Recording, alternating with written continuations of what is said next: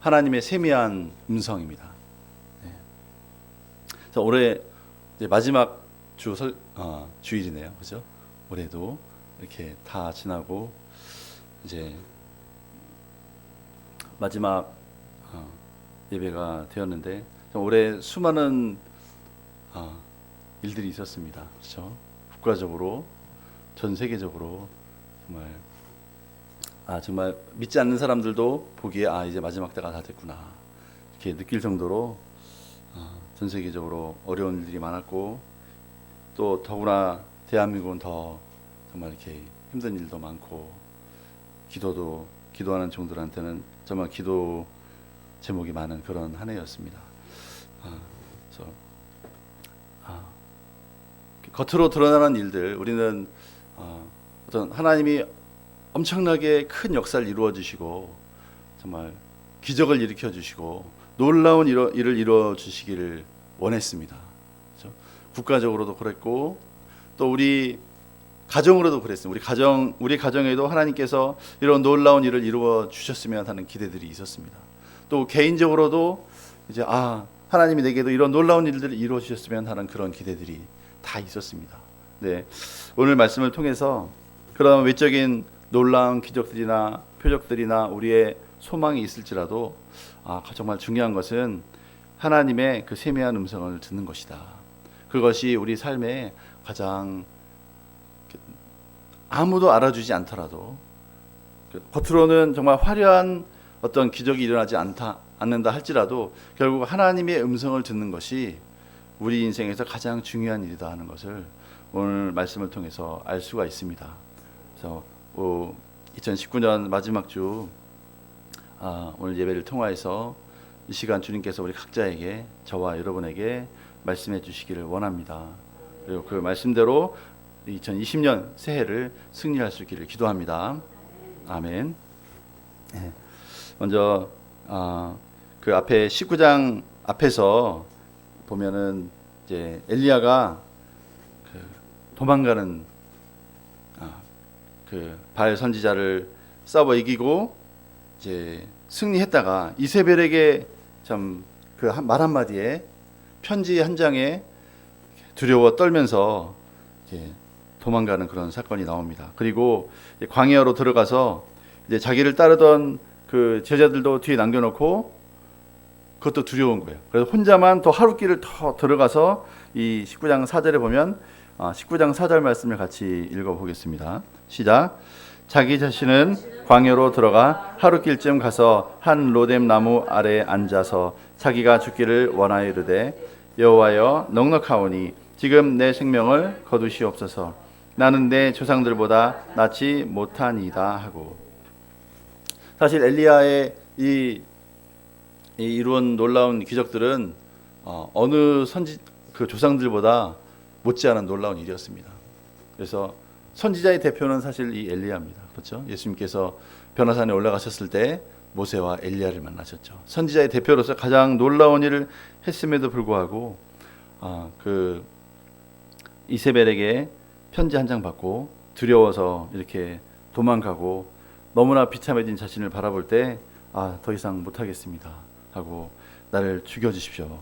이런 식으로 하나님 앞에 기도를 하고 있었습니다. 그때 잠이 들었는데 천사가 그를 어루만지면서 그의 피곤하고 지친 육체를 새롭게 하고 또 머리맡에다가 숯불을 구워서 구운 떡과 물 한 병을 놓고서 먹고 마시라고 했습니다. 그리고 다시 이제 길을 갈 때 기진할까 두려우니까 이걸 다 먹어라. 그래서 하나님께서 이를 이제 8절 보겠습니다. 8절 시작. 이에 일어나서 먹고 마시고 그 음식 물에 힘을 의지하여 40주 40야를 가서 하나님의 산 호렙에 이르니라. 그 당시에 3절에 보면 이 엘리야가 있던 곳은 브엘세바였습니다. 브엘세바에서 이제 호렙산은 우리가 잘 알듯이 어디냐면 사우디아라비아 쪽에 있습니다. 사우디아라비아. 그러니까 이 브엘세바에서 거의 호렙산이 어디냐면 시내산 바로 옆에 봉우리입니다. 그러니까 시내산은 갈라디아에서 나온 것처럼 우리는 이제 보통 시내산을 그동안 이집트 북부 그 이집트 그 신광야하고 이집트 사이에는 그 산을 이제 신의 산이라고 생각을 해왔는데 최근 들어서 몇 년 전에 이제 한국의 한 그 한의사였던 그 장로님을 통해서 그게 그 산이 아니라 그 호렙산 바로 신의 산은 바로 사우디아라비아에 있는 그 산이다. 그것을 이제 밝혀냈습니다. 사우디아라비아는 그 사실을 철저하게 숨기고 있고 그 산 주위에는 아무도 못 가도록 군사 비밀 보호 구역으로 지정해놨고, 근데 그 실제로 시내산 그분이 가봤더니 시내산 꼭대기는 새까맣게 타 있대요. 지금도 40일 동안 성령께서 하나님께서 성령 불로 임하셨기 때문에 그 다 타 있어요. 그런데 그 시내산 바로 옆 봉우리가 호렙산입니다. 같은 산에 봉우리가 다른 거예요. 근데 그 호렙산에 여기까지 간 거예요. 그러니까 40일을 거의 밤낮으로 정말 초인적인 힘으로 뛰어가서 이 브엘시바에서 호렙산까지 달려간 겁니다. 그곳에서 하나님은 엘리야를 다시 만나기 원하셨던 거죠. 그래서 그곳에 가서 호렙산의 한 굴에 들어갔습니다. 그때 하나님이 엘리야에게 말씀하셨습니다. 우리 9절 10절을 같이 읽어보겠습니다. 시작. 엘리야가 그곳 굴에 들어가 거기서 머물더니 여호와의 말씀이 그에게 임하여 이르시되 엘리야야 내가 어찌하여 여기 있느냐. 그가 대답하되 내가 만군의 하나님 여호와께 열심히 유별하오니 이는 이스라엘 자손이 주의 언약을 버리고 주의 제단을 헐며 칼로 주의 선지자들을 죽였음이오며 오직 나만 남았거늘 그들이 내 생명을 찾아 빼앗으려 하나이다.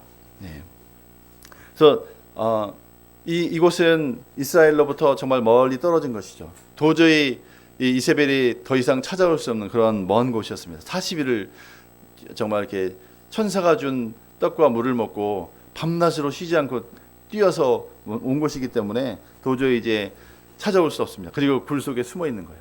이곳은 이제 이세벨이 모르겠지.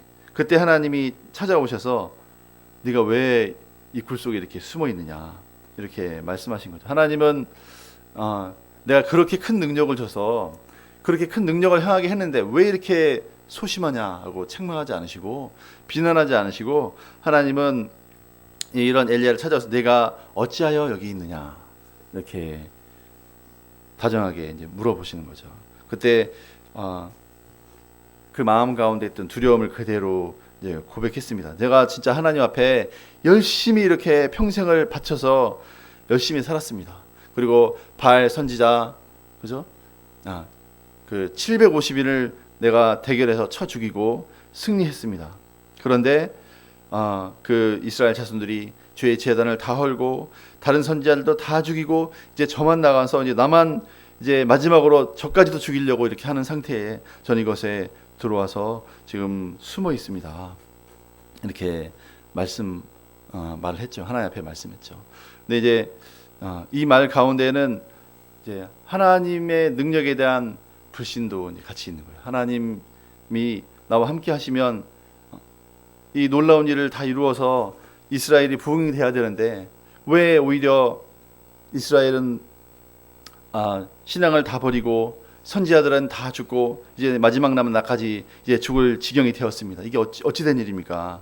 이렇게 하나님께 대한 원망 섞인 하나님은 왜 역사하지 않으십니까? 이런 원망이 같이 배어 있는 거죠. 그때 하나님께서 오늘 이제 본문 요절 말씀 11절 12절에서 하나님이 자신을 이 엘리야에게 나타내 보이십니다. 우리 11절 12절을 같이 읽겠습니다. 시작.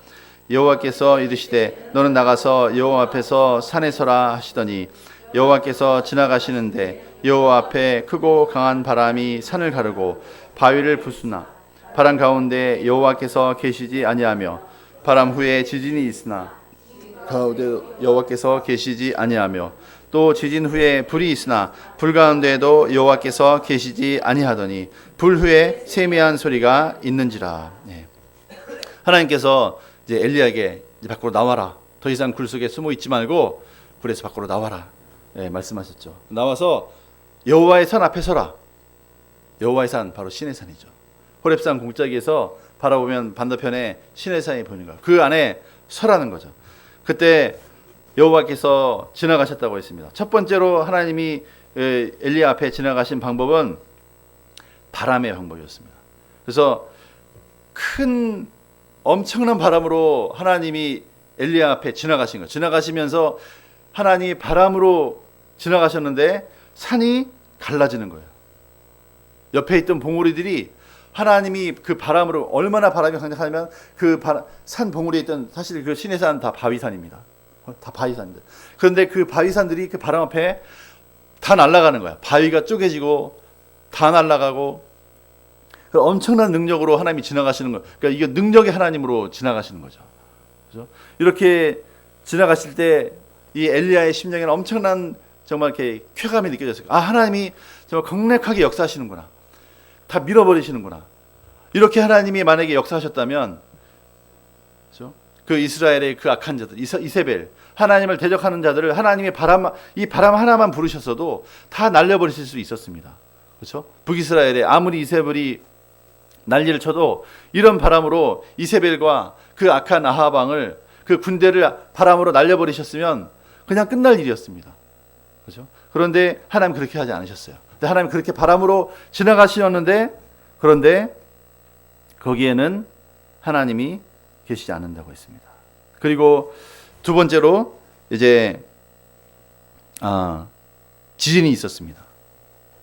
그래서 땅을 흔드는 거죠. 그 산들이, 그 견고한 산들, 정말 도저히 흔들릴 것 같지 않은 견고한 산들이 그 땅을 흔드시니까, 지진으로 흔들어버리니까 그 산들이 막 흔들흔들하고 곧 무너져 내릴 것 같은 그런 일들이 있었습니다. 네, 그런 일 가운데서도 여호와는 계시지 않는다고 했습니다. 또 12절에서 또 그 지진 후에는 또 불이 있었어요. 바로 시내산에 하나님께서 모세를 만나시면서 시내산에 40일 동안 그 불로서, 불타는 화염으로 시내산 꼭대기에 하나님이 임하셨고, 이스라엘 백성 그 밑에서 그 불로 임하신 하나님 앞에 두렵고 떨림으로 내가 하나님 앞에 가지도 못하는, 가면 죽을 것 같은 그런 두려움 가운데 하나님이 임하셨죠. 그런데 그런 불로 하나님이 이 엘리야 한 사람 앞에 나타나신 거예요. 그 불로 나타나셨는데 그 불 가운데도 여호와는 계시지 않는다고 했습니다. 그런데 사실은 이 바람처럼, 그렇죠? 불처럼 또 지진으로 이렇게 임하시는 하나님의 역사, 이것을 바로 이제 표적이라고 하죠. 이런 것을 사인이라고 합니다. 근데 유대인들은 바로 이런 하나님의 이 표적을 구하는 거예요. 우리 고린도전서 1장 22절에 나온 것처럼 유대인은 표적을 구하고 헬라인은 무엇을 구하죠? 지혜를 구한다고 했습니다. 그러니까 유대인들이 왜 예수님을 못 알아봤느냐? 눈에 보이는 사인을 너무 구한 거예요. 예수님을 눈에 보이는 사인으로 뭔가를 보여주기 원하는 거예요. 그러니까 예수님이 병자를 고치고, 그렇죠? 문둥병자를 고치고, 또 오병이어로 막 수천 명을 먹여도, 그리고 나서도 유대인들이 예수님께 따라와서 또 하는 말이, 우리에게 표적을 보여주세요. 뭔가 놀라운, 당신이 하나님과 함께 하신다는 표적을 보여주세요. 당신이 메시아라는 표적을 보여주세요. 계속 표적을 구하는 거죠. 그래서 엘리야도 하나님의 사람이었지만 구약적인 이런 그 한계에 갇혀 있었던 거예요. 표적을 구하는 거예요. 하나님, 표적을 보여주세요. 놀라운 사인을 보여주세요. 그래야 내가 믿겠습니다. 계속 이러한 자세를 가지고 있었던 거죠. 근데 하나님은 그런 이 표적을 구하는, 하나님의 기적을 구하는, 놀라운 눈에 보이는, 표적이라는 것은 뭐냐면 보이지 않는 영적인 세계가 눈에 보이는 것으로 나타나기를 원하는 것이 표적입니다. 그래서 이 유대인들의 그 신앙의 자세는 바로 그런 거예요. 하나님은 보이시지 않지만 그 보이시지 않는 하나님이 내 눈에 보이도록 나타나 주세요. 기적으로 나타나 주세요. 그게 유대인들의 신앙의 자세였어요. 그래서 엘리야도 그런 신앙의 자세를 갖고 있었기 때문에 이런 한계에 부딪혔던 거죠. 하나님은 그것을 깨트리기 원하시는 거예요. 그래서 내가 이 산을 무너뜨리는, 산을 뚫고 지나가는 그런 바람으로 임할지라도 나는 그 가운데 없다. 그리고 온 산을 불태우는 그 어마어마한 불로, 화염으로 내가 임할지라도 나는 그 가운데 없다. 그것이 이 표적으로 너희 가운데 나타나지 않는다 할지라도 나는 스스로 있는 자이다. 이것을 하나님은 엘리야에게 보여주기 원하셨던 거죠. 그리고 아무것도 보이지 않는, 정말 산이 무너지는 그런 강한 바람으로 지나가고, 또 산이 흔들리는 큰 지진으로, 강도 10이 넘는 그런 지진으로 흔들리고, 또 놀라운 그 뜨거운 불로 임하셨을지라도 하나님은 거기 계시지 않고, 이제 모든 그런 어마어마한 표적들이 다 지나간 후에 그 고요한 가운데 아무 일도 없는, 그냥 평상시와 똑같은, 바람도 미풍도 요동하지 않고, 잎사귀 하나 흔들리지 않고, 그죠? 내 눈에는 아무런 하나님의 환상도 보이지 않고, 아무런 일이 보이지 않는다 할지라도 거기에 세미한 하나님의 음성이 들려온 거예요. 그때 엘리야의 반응을 보겠습니다. 13절 말씀을 같이 읽겠습니다. 13절 시작. 엘리야가 듣고 겉옷으로 얼굴을 가리고 나가 굴 어귀의 섬에 소리가 그에게 임하여 이르시되 엘리야야 내가 어찌하여 여기 있느냐. 아까 이제 9절에서도 하나님은 엘리야야 내가 어찌하여 여기 있느냐 이렇게 말씀하셨어요. 그때는 물론 엘리야가 계속 그동안에 하나님의 음성은 들어왔습니다. 하나님의 음성을 듣고 기도하고 그래왔습니다. 그런데 지금 이 순간 하나님의 세미한 음성이라고 얘기를 했는데, 이 하나님의 세미한 음성이 단순히 귀로 들리는 음성을 말하는 게 아니죠. 만약에 그것이 귀에 들리는 음성이었다면 하나님이 말씀하여 가라사 이렇게 말씀했을 거예요. 그런데 그렇게 한 것이 아니라 세미한 소리가 들린다고 했는데, 이 세미한 소리라는 것이 히브리어 원어에는 그 조용한 이란 말과 부드러운 이란 말이 합성된 언어입니다. 그래서 그냥 있는 듯 없는 듯한, 보통 사람의 귀로 들을 수 없는 그런 음성을 말해요. 들릴랑 말랑하는 어떤 외적인 작은 소리도 들렸다는 말이 아닙니다. 이것은 바로 우리 하나님께서 영으로 우리 영에게, 이 엘리야의 영에 말씀하셨다는 뜻이에요. 영의 음성으로, 영적인 음성으로 말씀하셨다는 뜻이죠. 그때 이제 하나님이 임재하신 거예요. 이때는 보이지 않는 하나님이 엘리야 앞에 나타나신 거죠. 보이지 않게, 하지만 분명히 계신 존재로서 나타나신 것입니다. 그때 엘리야가 이 산이 무너지는 바람이 지나가도, 또 지진이 흔들려도, 지진으로 산이 흔들리고, 또 불이 그 앞에 엄청난 화염으로 하나님의 불이 있을지라도 그 가운데 하나님의 임재를 느끼지 못했습니다. 그런데 하나님의 세미한 음성이 들렸을 때 겉옷으로 얼굴을 가렸다고 했습니다. 이건 뭘 뜻하냐면 하나님의 임재하심을 느낀 거죠. 하나님이 엘리야에게 임하신 것을 느낀 겁니다. 그리고 13절에 방금 읽었지만 굴 어귀의 섬에 소리가 그에게 임하여 이르시되 엘리야야 내가 어찌하여 여기 있느냐. 이것은 귀에 들리는 음성이 아니라 그 영에게 말씀하시는 거예요. 이제 다른 방식으로 말씀하시는 거죠. 엘리야야 내가 왜 여기 있느냐. 그런데 이제 엘리야는 똑같이 대답을 합니다. 14절 말씀 같이 한번 읽어보겠습니다. 시작. 그가 대답하되 내가 만군의 하나님 여호와께 열심히 유별하오니 이는 이스라엘 자손이 주의 언약을 버리고 주의 제단을 헐며 칼로 주의 선지자들을 죽였으며며 오직 나만 남았거늘 그들이 내 생명을 찾아 빼앗으려 하나이다. 이 하나님의 질문도 똑같고 엘리야의 대답도 똑같습니다. 그런데 이 겉으로는 똑같은 것 같지만 내용은 완전히 다른 거죠. 이제 그 앞에는 하나님 도대체 어디 계십니까? 이런 그 마음에 하나님께 대한 원망과 또 나는 이렇게 연약하고 아무것도 못합니다 하는 이러한 자학하는 자조하는 마음이 있었다면, 이 두 번째는 그 하나님의 임재를 맛보고 있는 것이고, 이제 더 이상 그 마음 가운데 그런 두려움이나 하나님께 대한 원망이나 그런 자조감이 이제 없어진 거죠.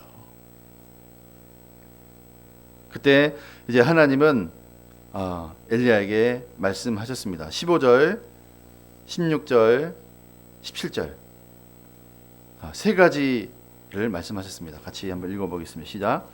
여호와께서 그에게 이르시되 너는 내 길을 돌이켜 광야를 통하여 다마섹에 가서 이르거를 하사엘에게 기름을 부어 아람의 왕이 되게 하고 너는 또 님시 아들 예후에게 기름을 부어 이스라엘의 왕이 되게 하고 아벨모홀라 사밧의 아들 엘리사에게 기름을 부어 너를 대신하여 선지자가 되게 하라.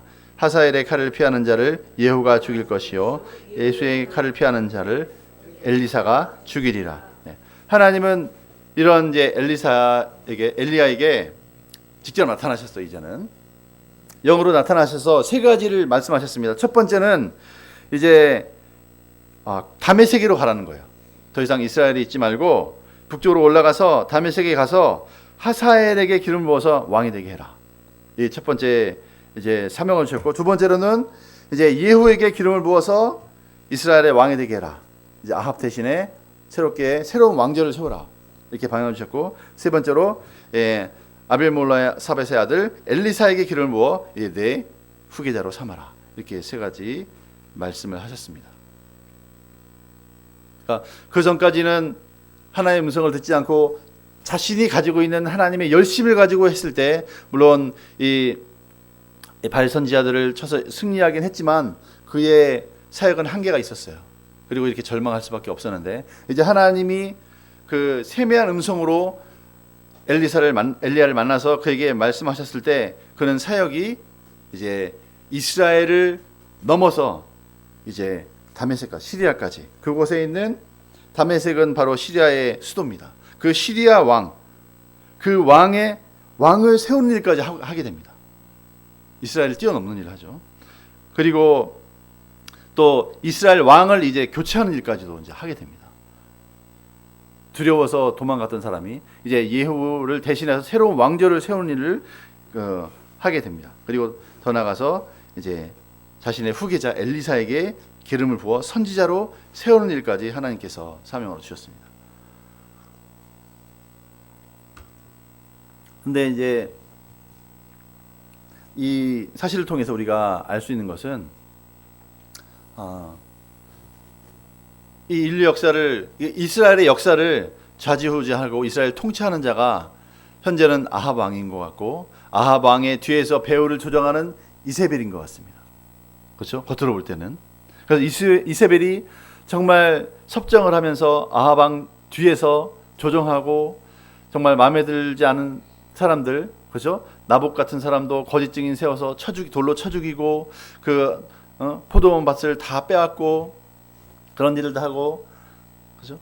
그런 도저히 하나님의 사람으로서는 용납할 수 없는 그런 일들을 이스라엘 왕과 왕비가 하는 것을 보았을 때 하나님은 계시지 않는 것 같고, 이 이스라엘의 역사를 그들이 주관하는 것 같지만, 하나님은 누굴 통해서 이스라엘을 다스리냐면 이렇게 하나님의 음성을 들은 하나님의 사람을 통해서 이스라엘을 통치하십니다. 그래서 하나님은 이제 이 엘리야를 통해서 예후에게 기름을 부어서 이스라엘 왕이 되도록 이렇게 세우시는 것입니다. 그렇죠? 그리고 더 나가서 이제 하살. 근데 이게 보면은 실제로 엘리야가 이 하사엘에게 기름을 부어서 아람 왕이 되게 하지는 못했습니다. 여기서 엘리야가 하나님이 세 가지 사명을 주셨어요. 하사엘에게 기름 붓고, 그죠? 예후에게 기름 붓고, 엘리사에게 기름 부고, 세 사람에게 기름 부으라고 했어요. 그런데 엘리야가 기름 부은 사람은 엘리사 한 사람밖에 없습니다. 엘리사 한 사람에게만 기름 부어서 제자로 세웠습니다. 그런데 이 하사엘에게 기름 부은 사람은 누구냐면 엘리사입니다. 엘리사가 하사엘에게 기름 부었습니다. 그리고 예후에게 기름 부은 사람이 누굴까요? 엘리사가 아니에요. 엘리사가 보낸 사환이 또 기름 부었습니다. 그렇죠? 이걸 통해서 우리가 알 수 있는 것은, 우리가 우리의 열심으로 놀라운 일을 할 수도 있습니다. 이렇게 엘리야처럼 그 바알 선지자를 쳐 죽이고 백성들의 마음을 돌이키고 이렇게 할 수는 있어요. 그런데 정말 역사를 주관하는 것은 나의 열심으로 하는 것이 아니라 하나님의 말씀대로 이루어지는 거죠. 그리고 하나님의 그 말씀을 들은 그 말씀을 준행하는 사람들을 통해서 역사가 이루어지는 거죠. 아멘. 그래서 이스라엘의 역사도 이 하나님의 음성을 들은 엘리야를 통해서 엘리사를 세웠고, 그 엘리사가 이스라엘의 영적인 기둥으로서 하나님의 일을 하면서 이스라엘을 지켰고, 또 그 엘리사가 그 하사엘에게 기름을 부어서 아람 왕이 되게 했습니다. 실제로 이 하사엘이 기름 부음 받을 때 보면 이 열왕기 하 8장에 나오는데, 하사엘에게 기름 부는 것은 열왕기 8장에 나오고 또 예후에게 기름 부는 것은 열왕기 9장에 나옵니다. 그런데 열왕기 8장에서 하사엘에게 기름 부을 때 엘리사가 이제 왕이 엘리사가 그때 마침 다메섹에 갔었던 때였어요. 그때 다메섹 그 왕이 이제 병들어 죽게 된 그때 마침 하나님의 사람이 왔으니까 한번 내가 물어보겠다 하고 사람을 보낸 거예요. 그래서 사람을 보냈는데 그 왕이 보낸 그 사환이 하사엘이었어요. 그때 하사엘이 와서 엘리사에게 와가지고 우리의 왕이 죽겠습니까? 살겠습니까? 이렇게 물어볼 때 엘리사가 대답한 거죠. 살 것이다. 병에서 나음 받을 것이다. 이렇게 말씀했습니다. 그런데 죽을 것이다. 그러면서 하사엘을 뚫어지게 쳐다보다가 막 울었습니다. 한참을 쳐다보다가, 왜냐하면 왕은 병에서 나을 것인데 바로 네가 왕을 죽일 것이기 때문이다. 그렇게 하고 울었는데, 실제로 하사엘이 왕에게 가서 하나님의 종이 당신이 낫는다고 하십니다. 기뻐하십시오. 이렇게 해놓고 어떻게 했냐면 이불에다가 물을 적셔가지고 덮어서 질식사로 죽여버렸어요. 그리고 자기가 왕이 됐습니다. 이런 모든 일들, 하나님은 이스라엘뿐만 아니라 그 시리아의 그 역사까지도 다 주관하고 계시고 다 알고 계시는 거예요. 그리고 그 예후에게 기름 붓는 것도 엘리사가 자기 사환을 보내서 그 문을 잠그고 예후에게만 들어가서 기름 붓고 넌 빨리 도망가라 이렇게 명령하고 예후에게 기름 부었죠. 이걸 통해서 하나님의 음성을 듣는 자가 실제로 하나님의 역사, 인류의 역사를 주관한다는 것을 알 수가 있습니다. 하나님의 역사를 주관하시는데 누구를 통해 역사를 주관하시느냐? 하나님의 음성을 듣는 하나님의 사람을 통해서 일을 하시는 것입니다. 그래서 우리도 마찬가지입니다. 우리 신하은 자매님도 이제 정말 이게 엘리사가 느꼈던 그런 감정, 내가 도대체 뭡니까? 나는 더 이상 이제 나는 넉넉합니다. 나는 아무것도 못합니다. 나는 내 조상들보다 낫지 못합니다. 나는 정말 아무것도 할 수 없는 무력한 자입니다. 이렇게 생각하고 나는 아무것도 아닙니다. 이렇게 생각할 수 있지만 하나님의 음성이 임하면 이제 하나님께서 대한민국의 역사를 일으켜 세우는데 우리 신앙 또 우리 여기 있는 참석한 한 분 한 분 모두에게 말씀하시고 그 일을 감당할 수가 있습니다. 아멘. 네. 우리 가정의 문제, 내 개인의 문제도 많은 사람 다 가지고 있어요. 우리 가정에도 이런 세상에 가정에 문제 없는 가정이 어디 있습니까? 다 문제 있습니다. 근데 사람들은 다 밖으로 얘기를 못 하죠. 또 가정에 여러 가지 말 못할 질병의 문제도 있고 여러 가지 뭐 스캔들의 문제 있을 수도 있고 문제 다 많아요. 돈 많은 사람이라고 가정에 문제 없습니까? 강남에 가면 잘 알다시피 그 김양재 목사님이 하는 무슨 교회죠? 그 교회도 그분이 교회가 그 강남에서 성공할 수 있던 이유는 강남의 모든 가정에 문제가 있었기 때문에 그렇습니다.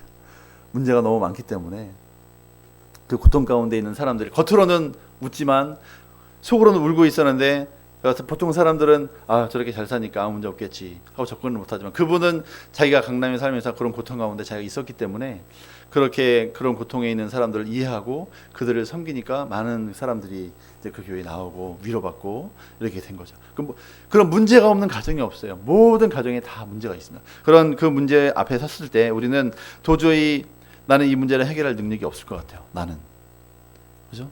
그리고 우리 시내에 질병 문제도 있고 여러 가지 문제가 있습니다. 이 질병은 아무리 내가 병원에 가도 치료는 되지 않고 또 이 가정의 여러 가지 문제들도 해결될 기미도 보이지 않고 또 우리나라의 여러 가지 문제를 봐도 해결될 기미가 보이지 않고 이러한 절망 가운데 있을지라도 하나님이 나에게 말씀하시면 내 능력과 내 열심으로 이런 문제를 해결하는 것이 아니라 하나님의 역사하심, 하나님이 나와 함께 하시고 하나님이 그 문제를 해결하시면 그런 모든 문제들은 아무것도 아닌 것이죠. 하나님 앞에. 네. 그래서 우리가 문제를 바라보고 문제 앞에서 절망하고 좌절할 것이 아니라 하나님이 나에게 뭐라고 말씀하시는가, 여기에 우리의 관심을 가져야 하겠습니다. 아멘. 그래서 제가 누누이 얘기했지만 사람은 영과 혼과 육을 가진 존재입니다. 그렇죠? 영과 혼과 육을 가진 존재예요.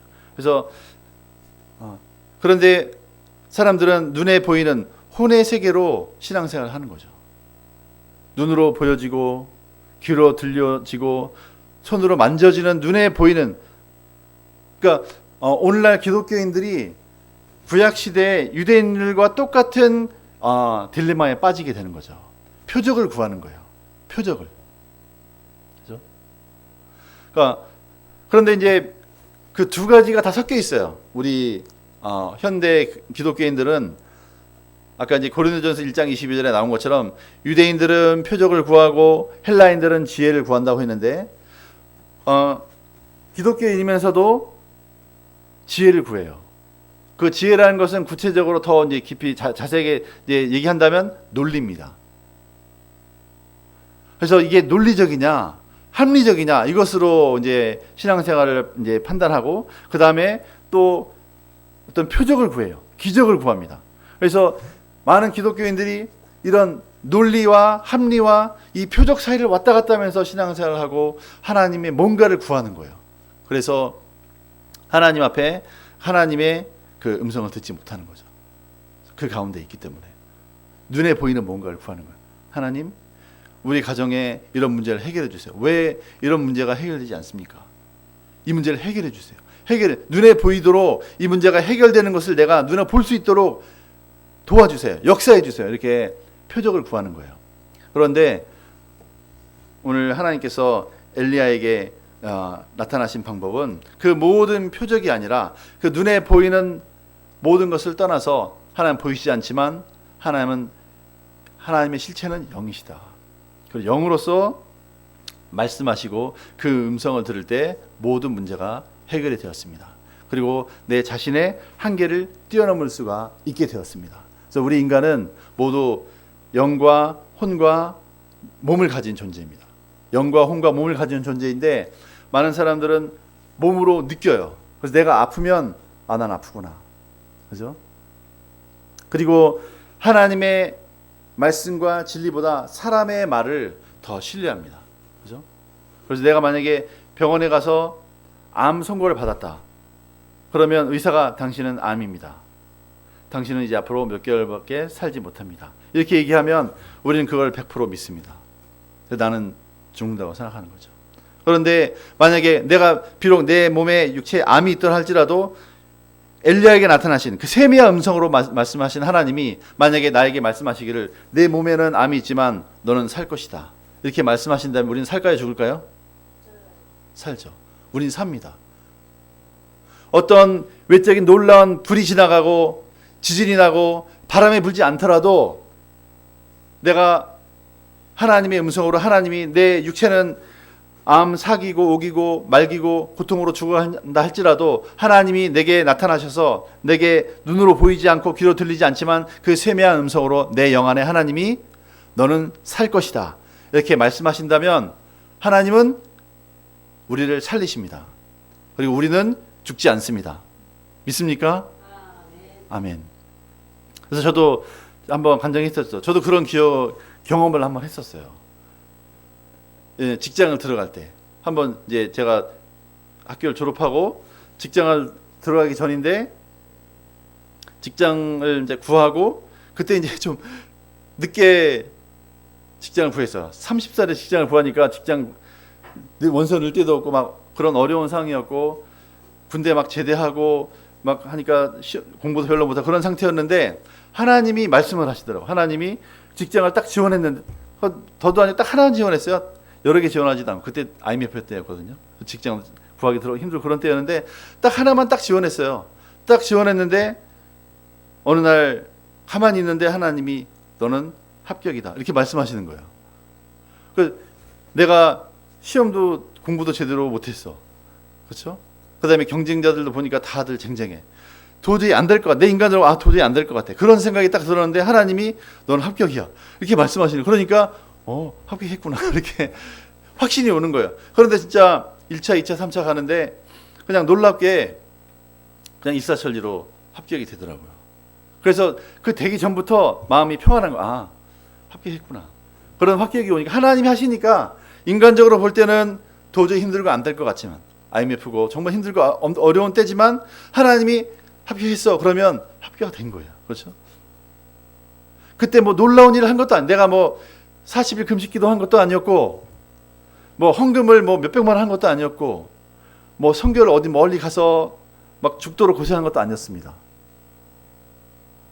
하나님께 온전히 맡기고 저는 정말 이렇게 마음이 아무것도 없는 거예요. 내가 열심히 공부도 못하고 군 제대하자마자 한두 달 만에 시험 보고 이렇게 하는 주님 저는 정말 실력도 부족하고 준비도 안 됐고 부족하지만 하나님의 은혜를 주시면 합격할 것을 믿습니다. 이렇게 그냥 그때 뭐 간절히 한 것도 아니에요. 그냥 겸손한 심정으로 마음을 비우고 기도했을 때 그냥 하나님이 그렇게 응답하시더라. 그러면서 하나님이 말씀하시니까 그대로 되는 거예요. 우리 인생도 마찬가지. 우리 인생에도 도저히 내 힘과 내가 가지고 있는 물질과 내 재능과 내 능력 가지고는 도저히 할 수 없는 일들이 너무 많습니다. 그런 일이 많다 할지라도 하나님께서 그래도 그 문제가 해결될 거야. 내가 비록 암 4기 5기가 돼서 의사는 병원에서 이제 실제로 CT를 촬영하거나 MRI를 찍어도 암이 막 전신에 퍼져 있고 곧 죽을 것 같아도 하나님이 네가 살리라 말씀하시면 우리는 삽니다. 아멘. 우리에게 필요한 것은 바로 이 하나님의 음성입니다. 우리가 눈에 보이는 것을 해결해 달라고 표적을 구하는 신앙을 하는 것이 아니라 눈에 보이지 않지만 살아서 역사하시는 그 하나님의 음성을 구하며 듣는 삶이 우리에게 필요한 것입니다. 엘리야가 이렇게 하나님의 음성을 들을 수 있었던 이유는 그가 많은 일을 했기 때문이 아니라 조용히 그 호렙산의 굴 안에서 하나님과 대화했기 때문이죠. 하나님의 음성을 들었기 때문입니다. 그래서 우리 올 한 해 저희가 볼 때 정말 많은 일들이 있고 정말 내 마음대로 안 된 일도 많지만 이제 새해에는 저희가 그런 외적으로 보이는 일을 해결하려고 몸부림치는 것이 아니라 그 모든 문제의 근원이시고 모든 문제 해결자이신 그 하나님을 만나고 하나님의 세미한 음성을 듣는데 우리의 가장 초점을 맞추는 한 해가 되기를 축원합니다. 아멘. 그래서 하나님께서 이 엘리야가 엘리사에게 기름을 부었을 때 이 뒤에 이제 19절, 18절, 19절, 20절, 21절 같이 18절부터 21절을 다 함께 같이 읽겠습니다. 시작. 그러나 내가 이스라엘 가운데에 7,000명을 남기리니 다 바알에게 무릎을 꿇지 아니하고 다 바알에게 입맞추지 아니한 자니라. 엘리야가 거기서 떠나 사밧의 아들 엘리사를 만나니 그가 12 겨리소를 앞세우고 밭을 가는데 자기는 12째 겨리소와 함께 있더라. 엘리야가 그리로 건너가서 겉옷을 그 위에 던졌더니 그가 소를 부리고 엘리야에게로 달려가서 이르되 청하건대 나를 내 부모와 입맞추게 하소서.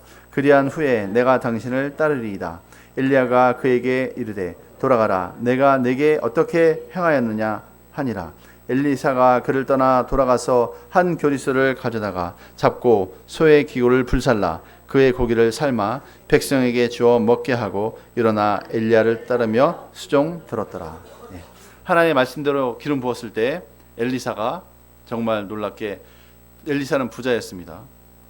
12교리소 12개 한 결이 소 2마리잖아요. 12교리소를 혼자서 모는 그런 엄청난 부자인데도 불구하고 너는 이제 나를 따르라 했을 때 다 버리고 그 소도 불태워버리고 그래서 많은 사람들 먹어 음식을 다 나눠주고 자기는 엘리야를 다 따르며 수종드는 선지자의 삶을 사는, 제자의 삶을 사는 이런 일이 일어난 것입니다.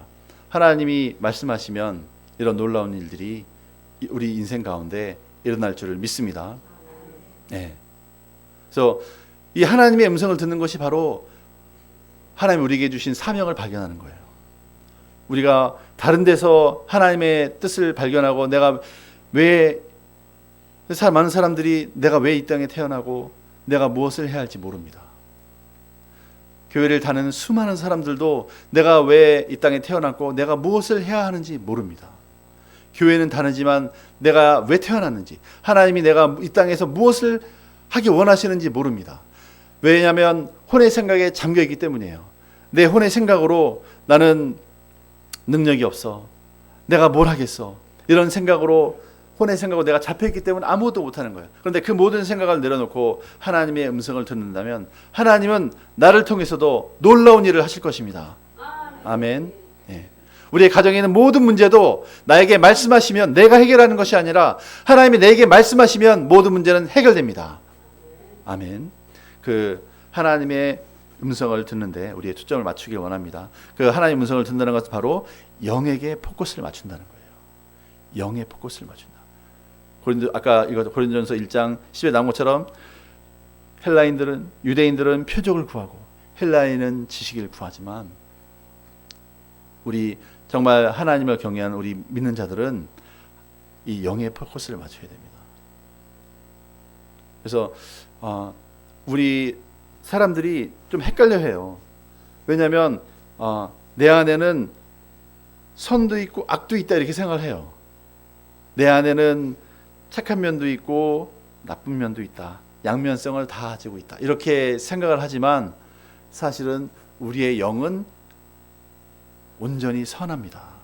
왜냐하면 우리의 영은 하나님과 하나가 되어 있기 때문에 그리스도와 합한 자는 한 영이라고 했습니다. 우리의 영은 그리스도와 하나입니다. 그래서 그 영으로 하나님의 음성을 들을 수 있습니다. 하나님의 말씀을 들을 수가 있습니다. 그때 놀라운 일이 우리 삶 가운데 일어날 줄을 믿습니다. 네.